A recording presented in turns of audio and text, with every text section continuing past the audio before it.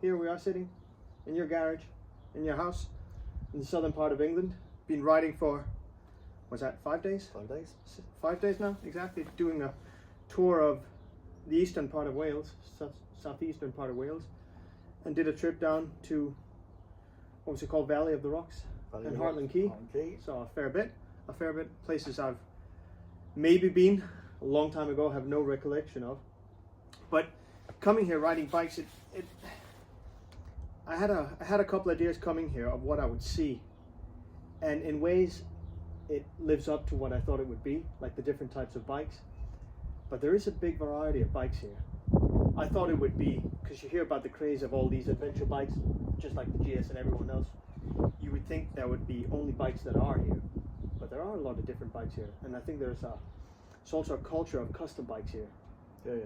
It's dying out, I would say, to a degree, but... Replaced by what? Them. Okay. Yeah. So the individual part of having a bike and customizing it, I still think lives, but it's only on bolt-on parts now. Yeah. So you would buy skid plates and crash bars and bark busters and stuff like that, which isn't really individual at any point. Well, it's individual, and so we all look the same in our different bikes. Yeah, true. You got a red jacket and exactly. Blue. Yeah, exactly. Well, I remember first time we spoke about bikes, because we haven't seen each other for many years, over 3 decades since we saw each other, right? So coming over here, I remember when we started talking again, it was when we both had an interest in Harleys. And that's a long way away, it seems. Yeah, I think it's funny how the Harley or the custom thing that was at its peak with OCC and all that sort of stuff, and now very much died a death because the bikes serve no functional purpose. And I'm lucky enough to I've had several Harleys in the past and was brought up with Harleys, but I don't think that culture is aspirational anymore. And I think these products are so expensive now that there is an aspirational element it's fulfilling. Yeah. And the sort of 80s style of Marlboro Man, or even sort of Easy Rider, that world does not exist anymore. No, I don't think it does. And I think people have also become much more aware that things have to be comfortable, right? You don't go far back before comfortable shoes wasn't really a thing you looked at. It was the way it looked. You had Doc Martens and stuff, and they weren't necessarily comfortable to wear. But there's a culture now of like nice and comfortable shoes and stretchy pants, and everyone's just become at ease with the ease of everything. Not only that, I think with, for example, these are bike jeans with pads in, and I rode for 10 years or 15 years with just normal jeans on and felt that was perfectly safe and reasonable to ride like a lunatic. Because you never came off. Yeah. But now I wouldn't. I get on my bike with normal jeans on, I go, should I be doing this? Yeah. And I go and swap and put these on. So the culture's changed around the practical elements of safety, as well as being sort of functional and looking how I want to look. Yeah. And that didn't exist before. No, but there's also, because of the market and the market wanting these different things and the different types of clothes and shoes and stuff, I think it also changes because there's so much to choose between now. So there's individual brands coming up everywhere. I ride with Moscow Moto Pants. You hadn't heard about those before, which is a gigantic brand in America now. Started by a couple of local guys that just started designing the stuff they wanted to wear. And then it just pops up everywhere, and then it becomes a thing. So if you go and watch like Itchy Boots, or Itchy Boots. Nope. Oh, right, you don't. It's I think she's from Holland. She does all the way around the world on her bike, solo trips, and she wears all this stuff as well. So all this stuff actually does get tested. Yeah. So it's not just running to the ice cream parlor and getting an ice cream and then flying back again on the bike. It's become a different thing, and I think the adventure part of it also talks into the traveling, the walk in the Camino route, the doing sheltering and sleeping in tents and all that. It speaks into the same thing. Like Mess and I also talked about. It's weird. We bought expensive bikes, expensive gear, to live like a hobo, right? It's an expensive way to live like someone who doesn't have a home, and we do it, and it also became like a thing you had to investigate. So you would go, which cup is the right one to get? So you would end up sitting on Facebook or YouTube and searching and Googling what the best cup would be to get. I think it's funny because I've actually been looking for a cup holder for my bike so I could take a bottle of drink with me. Yeah. Which I would, I mean, it's ridiculous. Yeah, but tour tape make it. But I'd go, I want a cup holder so I can have a swig of something. Which 10 years ago, if you'd said to me, do you want a cup holder your bike, I'd have assumed you've lost your mind. Yeah, probably. But I think it's interesting you're saying that, but I think the culture now is a culture within a culture. So we could say certain places are more prevalent than others with cafe culture and coffee culture specifically. Yeah. And now coffee culture is a subgenre of motorbike culture. It is. And then gastropubs was a thing in the early 2000s. Yeah. Now there's gastro coffee places for motorbikes. Yeah. And it's culture within a culture where I think it's, if you were to be the orchestrator of it as a ecosystem, the people selling bikes and selling kit I mean, they've tapped into every corner of the market where it would be inconceivable. And I think particularly that when I speak to people who are non-bikers, it's trying to explain, it's not like bikers were 40 years ago, like dirty, unwashed, scabby bikes leaking oil, wanting to fight. I mean, I've never seen that now. I'm sure it does exist in certain elements, and you can certainly find it. But the mainstream is quite civilized, where people are happy to spend good cash. Yeah. They want stuff to be good. They want stuff to look nice, and they have very, very high expectations of all the facilities that will be provided to them. And the fact they ride a motorbike, it could be anything. It could be anything. Yeah, it could be a road bike. It could be a pedal bike. It could be a car. It could be anything. Right? And I think the key thing is, there's a friend of mine who works at our local Motorrad dealership, and going, that's a toy. Yeah. It's a £25,000 toy. Yeah. We're not buying those. It's not a necessity of transport, particularly if you're bald with a grey beard. It's a disposable income item. Yeah. So if you're going to use your disposable income on a toy that you don't need, you expect to have everything around it to be a flawless experience. Otherwise, why would you bother? True. Now you took me to Baffle House, just on the other side of the bridge, a bit away from here, just north of Newport, I think it was, over in Wales. And that was a new experience for me because I've seen Ace Cafe is a thing right here. It has been for many years. But that also takes into the old premise of the dirty biker and the dirty cafe racers. And that's also changed that place. But the Baffle House was an experience that also combined like proper quality made food, like a proper experience, art on the wall in terms of bikes and different custom bikes there. All the people coming there, but you also see the people coming there, they have high expectations, or it's become that way. So you're not going to make do with like an old black cup of coffee somewhere that's been on the stove for every day or for half a day. You would have high expectations. So everything has been elevated to match the the consumer expectations. Also with the commercial element, that everything is very high end there, I believe, but it's at a price that is still very, very competitive to draw people in. Yeah. And because the standards are that high, I noticed this particular visit, there was a young couple there, and one of them was in a wheelchair, so obviously not riding bikes. There was an older couple there who hadn't come on bikes. There were cyclists there. There were people in gym gear, which goes, you wouldn't have seen that in a motorbike cafe of old. No, because it would have been an alien environment, maybe perhaps an intimidating environment. Probably so. But I find it amusing or not amusing. I find it interesting that this has become a thing, because this Baffle House isn't close to anything.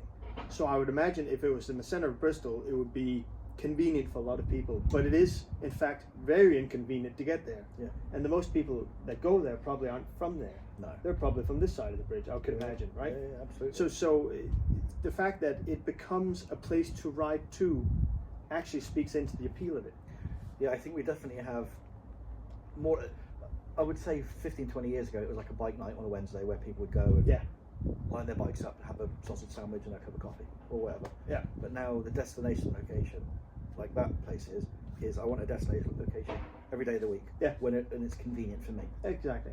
And as we found, we went there the second it had opened on the first time, and it was already 20, 30 people. I couldn't believe it. I could not believe it. This was 9:30 in the morning, right? Yeah. I couldn't believe it. I would never think that was conceivable. I wouldn't think that was possible for them to run a business that way. But if they put it in the heart of Bristol, it might not be what it is today, because it is a destination to drive to. You drive through lovely roads, lovely lanes, through the forest, and you get to see a lot of stuff to get there.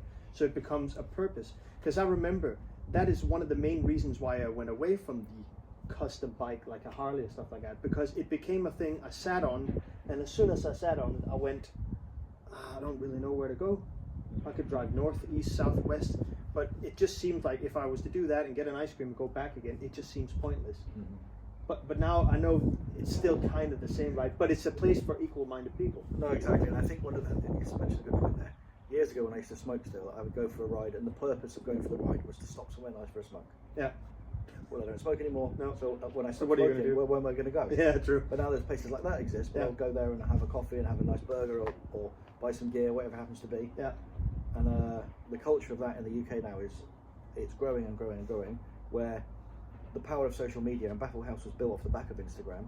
Every corner of that business is Instagrammable. It is. It is. So you don't need to spend a lot of money on marketing when you have potentially 400, 500, 600 people turn up on a Saturday who will Instagram the hell out of it for you. Yeah, exactly. And the fun thing about that is also the artwork in correlation to the artwork inside is all the bikes coming, right?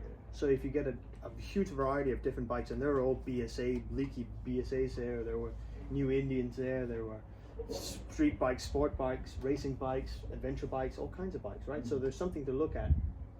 And I think historically, and I know when I was a Harley rider, let's say, you'd look down on, not look down necessarily, but you would silently judge people who didn't own a Harley. Yeah. But now I don't think anybody cares really. No. You buy what you like, you buy what you can afford, and whatever. And they all make good bikes now. So particularly that's with the Japanese stuff, say you're picking colours at really any point, you're not picking a brand, it's going to like that green one versus that blue one. Exactly. Yeah, that is the brand value as well. Like Kawasaki, the Kawasaki green is something that you either appeals to you or doesn't, but it would be, obviously they have different models that do different things, but they all feed into the same machine, and they have to be competitive to one another. So they have to have the segment of bikes that match each other, right? I think you're right, but I think the thing that is sort of not talked about is the OCC era of 15, 20 years ago. Yeah. Those people are my age now. Yeah. We're in our mid to late 40s, early 50s. Yeah. And now that scene's not there, but this scene is. Yeah.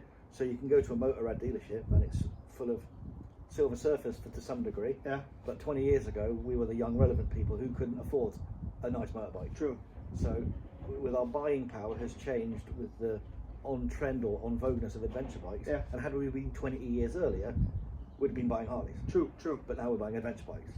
One thing I do find though, that I know with the age and with experience and with a lot of work put into it, you get the free cash or the equity in your house to buy a nice bike, but they are becoming increasingly more expensive things, and I feel it'll be hard for someone just started riding to be content with a 250cc bike or a 125cc bike like maybe we were. Mm-hmm. For a longer time. So now you would look at these big things that are absolutely unpayable at that point if you're in university or whatever you are, right? So it just seems like that is the standard to go to. So there's a big, and this is a big part of the market as well in adventure bike, is the medium size, like adventure bikes, like the 900cc bikes, the 800, the 700, like the Tenere.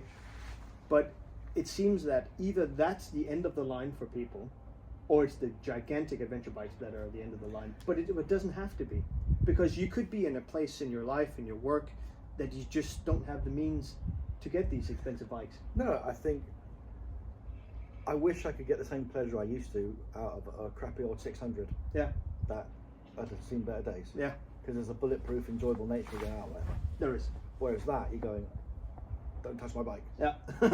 And that comes with the stress that you don't need it. A bit like when you have a brand new car and you go to the supermarket, yeah. you park 4 kilometres away, and you could have walked to the shop more conveniently. So I think those bikes are still out there, and I think people are drawn into them. The challenge is with any financial proposition is the dealerships and the brands they want customer loyalty. So it's very important for them to have a whole line of bikes. So once people are in the brand, they stay in the brand. Exactly, like an ecosystem, right? Yeah, exactly. So I think, can you get an early BMW 850 or a 750? Is it the best bike in the world? No. Is it early in the riding? A great place to start? Absolutely. It is, yeah. And you're not going to lose a penny on it particularly. No. And you'll have a lot of fun on it. But I think the difficulty is, as I'm sure you've been where you go to a bike place and you see things and you're trying to do some special sort of dad math in your head to go, how can I convince the wife that this is a good idea?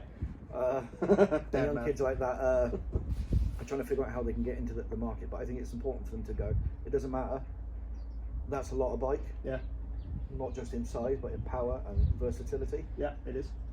And it would scare a lot of people off. It would. So starting cheaper, starting with less power. It's not as sexy and it's a bit boring. No, but it is the way to go. It's the way to go. Because I think of all the opportunities, all the bikes I missed out on, because I was so adamant of having a Buell back in the day or a Harley. And you think, well, there was loads of great bikes I could have had, but I was so sort of narrow-minded to go, I wanted a big twin. Exactly. Yeah, and I think the enjoyment does come from that. The same can be said about cars. There's an enjoyment of having a car that you don't treat like a jewel. Yeah. And we talked about it the other day as well. It's the fact of having something that you don't have to take care of in that way makes it much more usable and much more enjoyable, in the fact that you can enjoy all the things that it brings without the compromise of not getting a scratch on it or anything like that. But I think it's interesting, when I've had very custom Harleys and people would stop you in the street or whatever and they talk how beautiful it was, you go, thank you very much, and you'd almost want people to talk to you, but you didn't want the hassle of people talking to you. Yeah. A dichotomy. But with that bike, if someone's got a Triumph or a Multistrada or anything like that, I first have to inform them they have purchased the wrong motorcycle. Of course, and as one must. Yeah, and I'll give them the 400 reason why that is demonstrably a better bike. Yeah. I could have never done that about a Harley. It's not a better bike. No. It's made of girders. Yeah. It might be beautiful, but it's not a better bike than that. That. But with things like that, I think when you get into the brand and if you get into that style of bike and you're passionate about T7s or whatever happens to be you're passionate about, you'll argue to your blue in its face. True. For your brand. But I think the ambition falls off a cliff though, because when you get to the point of actually getting one of these bikes, it's very difficult to be content with the fact that you reach what we believe anyways to be the top of the mountain of what's possible with these bikes.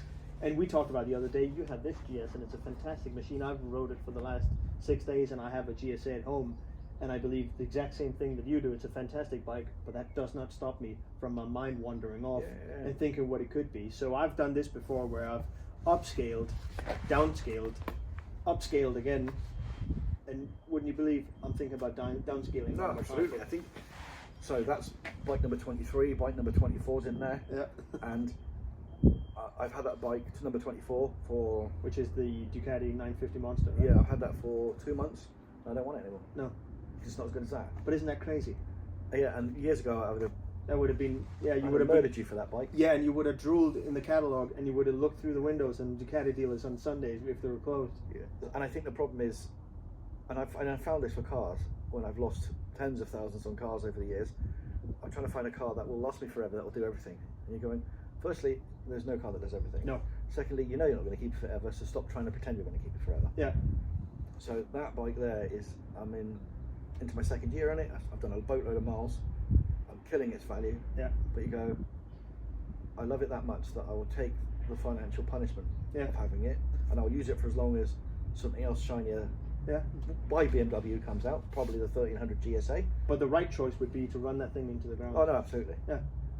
But you'll get to a point you're going, it's not as cool as that. No. And the made up of cool, whatever's in my imagination of what I perceive cool to be. Yeah, because the thing is, that's not the limitation.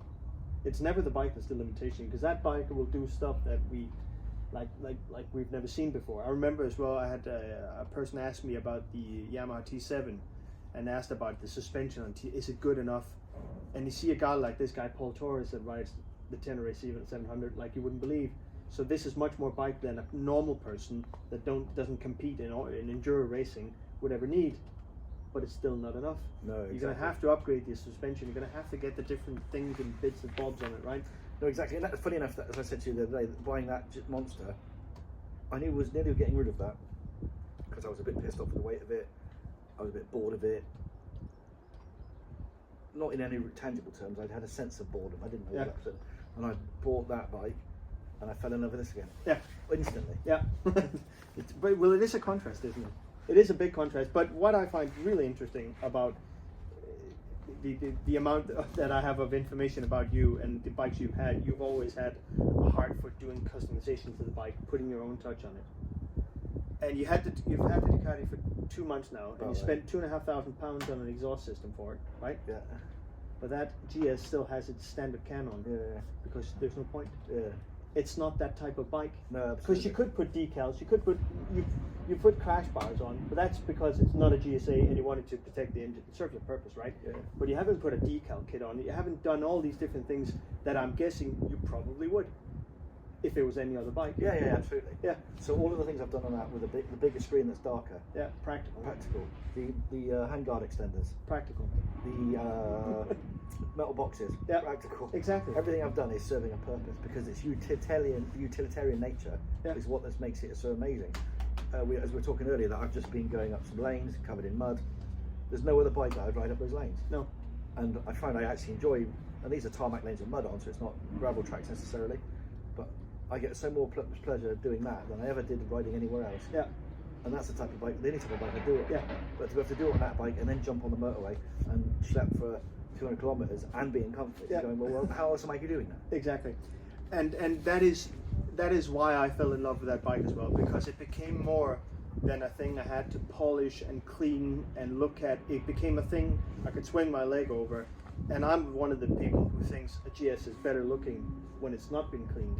I think it fits the utilitarian look of it. So I don't have to clean it. I don't feel the need to. Obviously for the service bits, and it needs to run right. I'm not going to leave mud and salt and everything on it. I'm not going to rinse it off.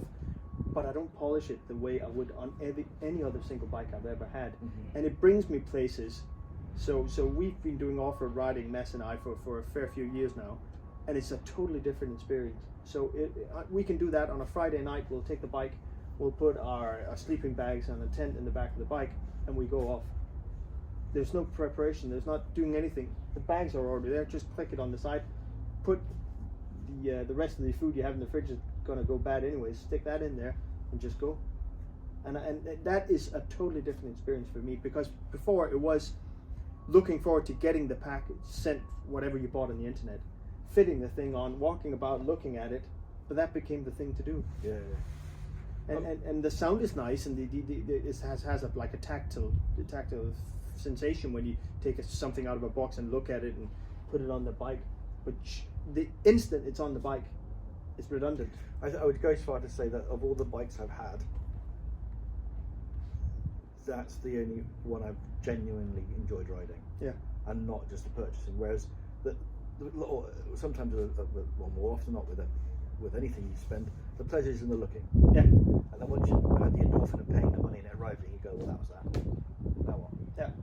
Whereas that's never let me down in terms of going, oh, cool. Yeah. And particularly when you don't want to ride, but you have to ride. Yeah. We've all been in our bodies going, what are you doing? And I get back on that thing, and it's like going, it sounds really cliche, but it's like, I'm home. It's where I'm meant to be. Yeah, but this bike has also taken a car out of the equation. In this household. Yeah. Because you can easily go get the shopping on it. Yeah, so we've gone down to one car for a year now. And last winter, I rode it all year round. We don't have particularly harsh winters here, but I wore it all year round with summer gloves. Yeah. We go to do the grocery shopping for a week with Tanya. Exactly. In fact, there was one day that I rode maybe only 3 or 4 minutes. Sorry, I drove 3 or 4 minutes away, and it was raining. I thought I don't want to go to the shops in the car. I turned round, put my bike gear on, got on the bike, and did that instead. Because I'd rather be on that, which I would never do on any other bike. No, true. But yeah, that is what makes it appealing, and I feel. The weekend adventure is also a thing that I think sell a lot of bikes now. I think the times have become in a way where there's a lot of escapism, there's a lot of working from home, wanting small weekend daily adventures, just going to shopping, going to anything but get in your car and going to Tesco's and with the kids and everything. So you put on your helmet and you go yourself, right? No, exactly. Or when I had a car that I would maybe just eat for lunch what's in the house. Yeah. But on the bike, I'll jump off and drive to a sandwich shop. Yeah. Because I can, and it's a nice place to go, and it's a nice thing to do, and it's possible. Yeah. In a much more convenient fashion. Particularly if you're heading into the city where you don't have to real bother with traffic and that sort of stuff. Yeah. The world infinitely gets a bit smaller because the hassle is infinitely less. Of course it is. And adventure bikes, we mustn't forget, aren't for everyone. There is still a lot of people who enjoy like vintage bikes, which I think, or the way I see it anyways, is the second most popular segment of bikes. The Triumph has a good take on it, right? But BMW does as well with the R9T, and the Yamaha made like a vintage series of bikes as well. But they also become what the other bikes were. Is a thing to look at, and not necessarily a comfortable thing to ride. And obviously, this is a nice thing to ride. But you could take a 250cc anything and go around the world. It just matters if you want to deal with the pain or not. No, exactly. I think, for example, there's the new XSR 900 GP. Yeah. I would like to buy that for the sole purpose of looking at it. Yes, correct. But it's spec'd up at 16 grand. Yeah.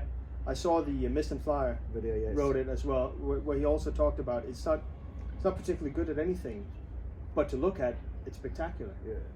But bikes, and because people have more disposable income and you can do these things, that's why there's a room in there's a place in this world for a bike like that. Because everything else, it's not a great sports bike. It's not a practical bike. It's not a comfortable bike. It doesn't ride necessarily pretty good, but as a thing to look at. And which is interesting, where the R9T Racer, when that first came out, BMW started making that because it was purgatory to ride. It was so uncomfortable to ride. That's why they discontinued it. Yeah. Because that's the one with full fairing. Right? Yeah. The old-fashioned Le Mans fairing. All over it, and it's miserable. Yeah. But it looks good though. Yeah, exactly. It looks beautiful. Yeah. But if you were to go to the coffee shop 5 miles down the road, it would probably be very good at that. But don't you think? What I do think is interesting, and I find it interesting that it's never spoken about, that the retro thing was done by Ducati in the early 2000s with the Bull Smart. Yeah. A beautiful bike, but never mentioned about now in the sense, well, this actually started all the way back then. No. Well, the adventure started with the Buell Ulysses. Yeah. From that utilitarian bike that was quick. Yeah. With a 1200cc Buell engine in it, and that was a phenomenal bike. Yeah. And so this has always been around. It's just been invisible. It has.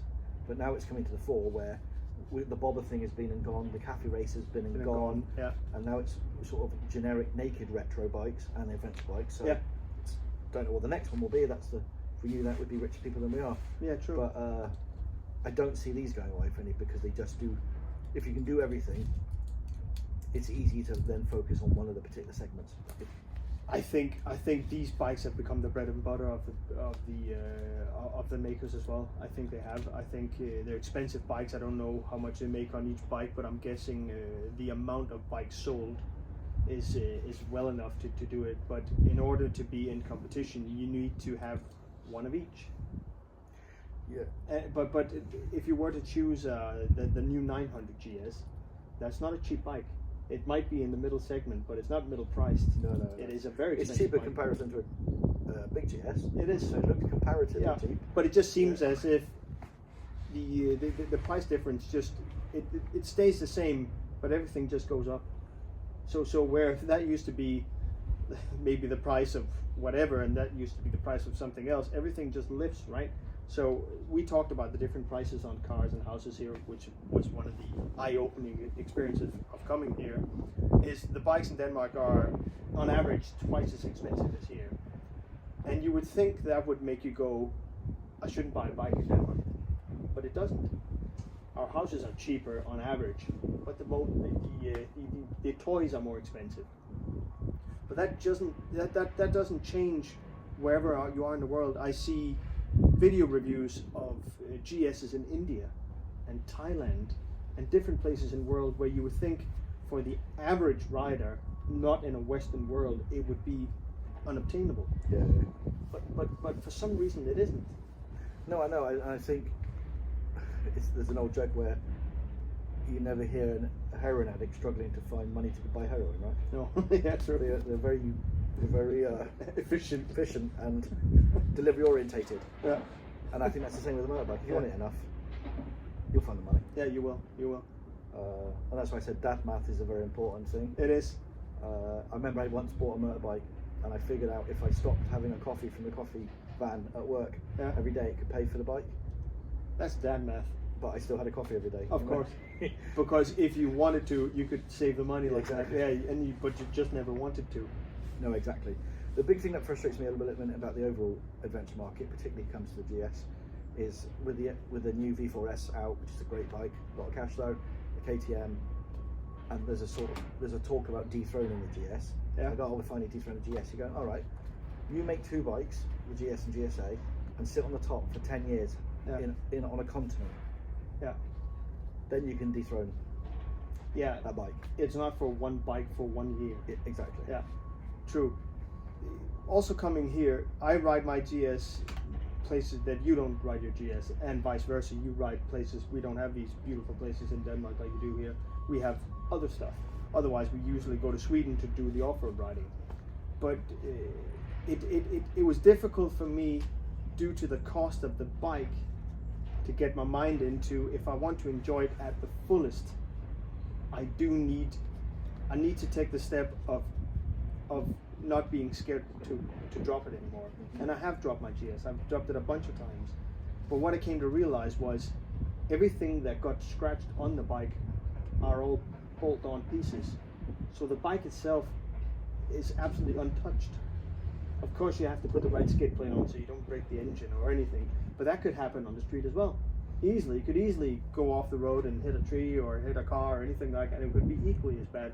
So I think a lot of people deprive themselves of the opportunity of getting the maximum out of the machine. And it doesn't need to be like single track stuff, because I think most people would be way out of their depth taking a 300 kilo bike on a single track lane. I don't enjoy that, but the bigger dirt roads that are there and the different experiences, I think are really beneficial for justifying the cost of the machine. And cost is, of course, what you make of it, right? So it's an expensive bike if you use it. It's just as expensive if you don't use it. But the fact that you get to ride it every single day, you use it for the winter, justifies the cost of it. No, exactly. And I think the thing people think, I'm going to ride a road and then I'm going to ride up a mountain. And you go, well, there's many steps in between. Oh yeah, there are. And I think I said to you the other day that I've had my son, who's an adult, sat on the back of that bike, and I'm going down single track roads that are covered in mud and potholes. And I'm going like, bloody hell, that was stressful. And he goes, well, what are you doing it for then? I said, so I can get better at this. Yeah. But there's an evolution of my riding, despite riding for 17 plus years. Yeah. But I'm not ready to go up a mountain yet. No. And maybe I never will. Yeah. But that's not the point. No, exactly. But then I would, that's what Mess and I did. Mess and I did off-road courses, and we have a few of them in Denmark, and I could easily imagine you have quite a few of them over here. And that's a great place to learn your bike, because most people can ride to the shops, right?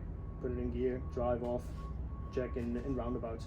But when you drive off-road, the way you control the bike, where you have to position yourself, how you turn it in and lean away from the bike, I would say it's not mandatory, but if you want to get better at it, you have to realize that the experience you have is just won't be enough, because it's so alien from what you've done on the bike earlier. You would never take a Buell there or a Harley there, exactly. or anything like that, right?